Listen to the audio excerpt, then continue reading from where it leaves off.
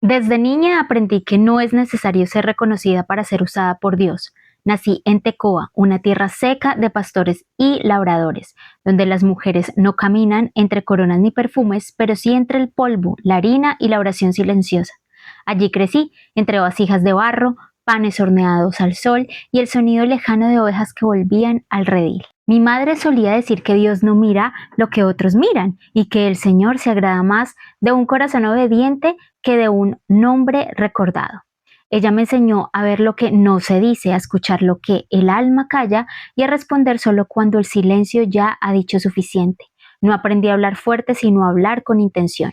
Mi padre era alfarero, tenía las manos duras y la voz suave. Mientras giraba el barro sobre la rueda, me hablaba del Dios de Israel, de cómo formó al hombre del polvo y sopló vida en él. Me enseñó que todo lo que se rompió puede ser vuelto a formar si pasa por las manos correctas, y yo siempre creí que el corazón humano también podía ser moldeado así. Mi vida fue sencilla, me casé con un hombre trabajador, temeroso del Señor, y criamos a nuestros hijos en esa misma tierra callada donde yo nací. No teníamos riquezas ni conexiones, pero teníamos paz, y eso ya era mucho. Hasta que un día, sin buscarlo, mi voz fue llamada a servir en el lugar donde menos lo imaginé, el palacio del rey. Joab, general del ejército de Israel, llegó hasta nuestra aldea. Preguntaba por una mujer sabia, alguien que pudiera hablar con el rey sin causar alarma, que supiera usar palabras como quien siembra, con cuidado, con propósito, sin herir, pero sin esconder la verdad. Alguien lo había dirigido hasta mi puerta, y aunque yo no me sentía digna, no pude rechazar su petición. No me eligieron por tener fama ni por conocer secretos del palacio. Me eligieron, creo yo, porque Dios quiso que una voz sencilla recordara al rey que el juicio sin misericordia endurece el alma y que a veces para sanar un reino hace falta el corazón de una madre. Cuando Joab me explicó lo que debía hacer, hablar al rey como si yo fuera una mujer que perdió a un hijo y está por perder el segundo, sentí temor. No por fingir una historia, sino por lo que esas palabras podían provocar. Una cosa es hablar desde el dolor, otra muy distinta es representar un dolor que no es tuyo, sabiendo que tus palabras pueden abrir puertas, pero también heridas. Esa noche oré, le pedí al Señor que no me dejara hablar por mí, sino por Él, que no se trataba de mi voz ni de mis ideas, sino de lo que Él quería hacer a través de mí, y que si era su voluntad, el corazón del rey fuera movido no por su astucia, sino por su compasión. Me vestí con ropa de duelo, como me dijo Joab, y partí hacia Jerusalén con el alma en silencio. No sabía qué iría exactamente, pero sabía que debía estar disponible, porque cuando Dios quiere usar a alguien, no siempre lo hace desde la grandeza, sino desde la disposición. Yo no tenía nombre para la historia, pero tenía un lugar en el plan, y eso para mí ya era suficiente. Cuando llegué ante el rey sentí cómo temblaban mis rodillas por dentro. Años de haber caminado entre hombres justos no se comparan con ese instante, estar delante del ungido de Dios, el pastor que fue guerrero, el guerrero que fue rey, el rey que también era padre. Me postré rostro a tierra, incliné mi frente hasta el suelo y le dije con humildad, socorro, oh rey. Él me miró con atención y me preguntó, ¿qué tienes? Entonces tomé aire y con la voz del papel que me fue dada comencé a hablar. He aquí, yo soy una mujer viuda. Mi marido ha muerto. Tu sierva tenía 2 hijos y los 2 riñeron en el campo. No había quien los separase. Hirió el uno al otro y lo mató. Levanté la vista un poco, solo lo suficiente para que viera que no hablaba con arrogancia, sino desde el dolor que tantas madres han vivido en nuestra tierra. Y he aquí toda la familia se ha levantado contra tu sierva diciendo, entrega al que mató a su hermano, para que le hagas morir por la vida de su hermano a quien él mató, y así destruiremos también el heredero. Así apagarán el asco que me ha quedado, no dejando a mi marido nombre ni reliquia sobre la tierra. Había lágrimas, verdades en mis ojos, no porque las historias fueran mías, sino porque había visto ese dolor tantas veces en otras mujeres que ya lo llevaba dentro. Había visto la ley exigir justicia hasta borrar la misericordia. Había visto hogares quedar en tinieblas porque nadie supo detener la mano acusadora. Entonces el rey David me dijo, vete a tu casa y yo daré órdenes con respecto a ti. Pero no era momento de retirarme aún, había más que decir, así que me incliné una vez más y le supliqué, Rey, Señor mío, sea la maldad sobre mí y sobre la casa de mi pastor, mas el rey y su trono sean sin culpa. El rey con tono firme respondió: al que hablaré contra ti, tráele a mí, y no te tocará más. Pero seguí porque aún no se había sembrado todo lo que debía decirle. Con temblor me atreví a decir: te ruego que el rey se acuerde de Jehová tu Dios, para que el vengador de la sangre no aumente el daño y no destruya a mi hijo. Y él me dijo: vive Jehová, que no caerá ni un cabello de la cabeza de tu hijo en tierra. Fue allí cuando el corazón del mensaje empezó a mostrarse, allí donde las palabras de una historia ajena empezaron a acercarse al verdadero hijo por quien todo esto se decía. Y con sumo respeto y sabiendo el peso de mis palabras, le hablé al rey como quien camina sobre tierra santa. Permita pues tu sierva que hable una palabra a mi señor el rey. Y él me dijo: habla. Entonces, sabiendo que el Señor estaba conmigo y que mis labios no hablaban por mí, le dije: porque pues has pensado tú cosa semejante contra el pueblo de Dios, porque hablando el rey esta palabra se hace culpable él mismo, por cuanto el rey no hace volver a su desterrado. Porque de cierto morimos y somos como aguas derramadas por tierra, que no pueden volver a recogerse. Ni Dios quita la vida, sino que provee medios para no alejar de sí al desterrado. Yo sabía que esas palabras podían sacudirlo, pero también sabía que si Dios me había permitido estar allí, era porque esa verdad debía ser dicha. Continué. Y yo he venido ahora para decirte esto al rey mi señor, porque el pueblo me atemorizó y tu sierva dijo: hablaré ahora al rey. Quizá él hará lo que su sierva diga, pues el rey oirá, para librar a su sierva de manos de hombre que me quieren destruir a mí y a mi hijo justamente, de la heredad de Dios. Tu sierva pues dice: sea ahora de consuelo la respuesta de mi señor el rey, pues que mi señor el rey es como un ángel de Dios para discernir el bien y el mal. Jehová tu Dios sea contigo. Y cuando terminé, el silencio fue largo. El rey David me miró con profundidad y entonces, como si supiera que detrás de mis palabras había más, preguntó: yo te voy a preguntar una cosa y tú no me encubras nada. Respondí sin dudar: hable mi señor el rey. Y el rey me preguntó: ¿no está metida la mano de Joab contigo en todo esto? Yo asentí con respeto, sabiendo que el momento de la verdad había llegado. Vive tu alma, rey señor mío, que no hay que apartarse a derecha ni a izquierda de todo lo que mi señor el rey ha hablado, porque tu siervo Joab me mandó y él puso en boca de tu sierva todas estas palabras. Para mudar el aspecto de las cosas, Joab tu siervo ha hecho esto, pero mi señor es sabio, conforme a la sabiduría de un ángel de Dios, para conocer lo que hay en la tierra. Dije aquello sin engaño, sin fingimiento, porque aunque la historia que conté no era mía, el mensaje sí lo era, y mi corazón estaba limpio delante de Dios. Después de hablar ante el rey, regresé a mi hogar en silencio. No hubo celebración, ni explicaciones, ni preguntas, solo el murmullo de mi alma buscando entender por qué Dios había querido usar mi voz para una historia que no era mía, pero que estaba cargada de verdad. Y mientras me quitaba el manto de duelo y volvía a mis ropas comunes, mi mente regresó a los días en que Joab me explicó todo.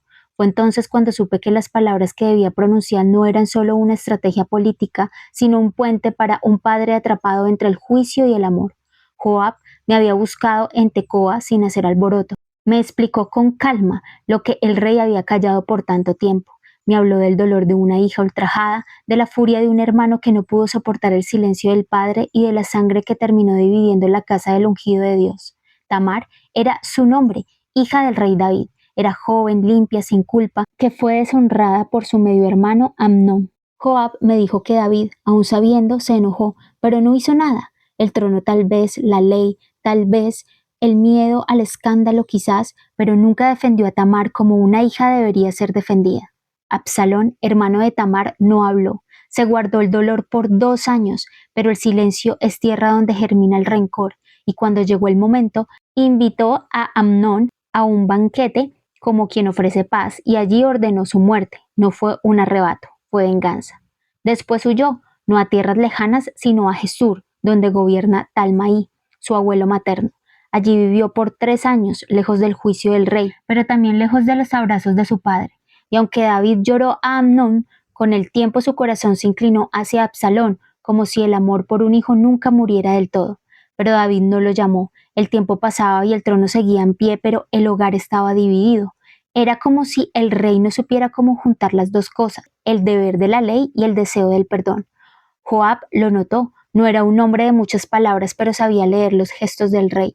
Lo había visto mirar el horizonte en el silencio. Lo había visto acariciar cosas viejas de Absalón sin decir nada, y comprendió que el rey amaba a su hijo, pero no sabía cómo reconciliarse sin parecer débil. Por eso me buscó. Necesito que hables, me dijo, que cuentes una historia que no es tuya, pero que hable como una madre que está por perder a su único hijo, porque el rey escucha las parábolas cuando no quiere escuchar la verdad directa. Al principio dudé, no por miedo, sino por respeto. Yo no era consejera, ni profeta, ni amiga del rey, solo una mujer común, con hijos vivos, con un hogar en paz. Pero Joab insistió. No se trata de ti, me dijo. Se trata de traer de vuelta a quien aún tiene lugar en el corazón del rey. Tú puedes abrirle la puerta sin romperle la corona. Y acepté, porque también entendí que no se trataba solo de Absalón, se trataba de mostrar que Dios no destierra para siempre y que el trono de Israel debía seguir siendo reflejo del carácter de aquel que lo instituyó. Yo no defendí el crimen de Absalón, no dije que era inocente, pero sí llevé una historia donde la misericordia debía pesar tanto como la justicia. Porque si el rey David, hombre conforme al corazón de Dios, no era capaz de perdonar, ¿quién lo haría entonces? No sé cuánto tiempo había estado Joab observando al rey antes de venir a mí, pero sé que cuando me habló no dudó. Él no era un hombre que usara muchas metáforas, había vivido demasiadas batallas como para andar con rodeos, pero aquel día, cuando se sentó frente a mí, comprendí que lo que estaba a punto de pedirme no era una estrategia militar, sino una siembra delicada en el terreno quebrado del corazón de un padre. El rey David ama a Absalón, me dijo, con una voz firme, pero no lo puede llamar. Yo lo miré sin entender del todo. ¿Cómo podía un padre no acercarse al hijo que amaba? Lo amaba en secreto, añadió, pero el trono no lo permite mostrarlo. El pueblo espera justicia, los consejeros esperan juicio, pero su alma se está marchitando por la distancia. Necesita una voz que le recuerde lo que él mismo ha olvidado, que Dios no quita la vida, sino que provee medios para no alejar de sí al desterrado. Sus palabras me estremecieron, porque eran ciertas y porque entendí que lo que él buscaba no era manipulación, sino una verdad dicha con el tono correcto. Fue entonces cuando comenzó a dictarme cada frase. Me pidió que hablara como una mujer viuda, que imaginara haber perdido a uno de mis hijos en una pelea entre hermanos, que suplicara por qué no me arrebatarán al otro, que rogara al rey misericordia, no por ley, sino por compasión. No menciones a Absalón, me dijo, no digas nombres, solo habla como madre. Habla con el corazón del pueblo que clama por restauración sin saber cómo pedirla. Le pregunté por qué no hablaba él directamente. Era el general, tenía acceso al rey. Porque el rey me conoce, respondió. Sabe que tengo intereses, pero tú puedes tocar una herida que yo no alcanzo. Tu voz será escuchada porque no es tuya, porque vendrá limpia, porque solo una mujer sencilla puede decir lo que el rey no necesita oír sin causar escándalo. Y así, con cada frase construyó una parábola viva, no para mentir, no para engañar, sino para provocar una reflexión que de otro modo sería imposible, como Natán lo hizo cuando habló de la oveja robada, como Dios lo ha hecho antes tantas veces, escondiendo verdades eternas en historias terrenales.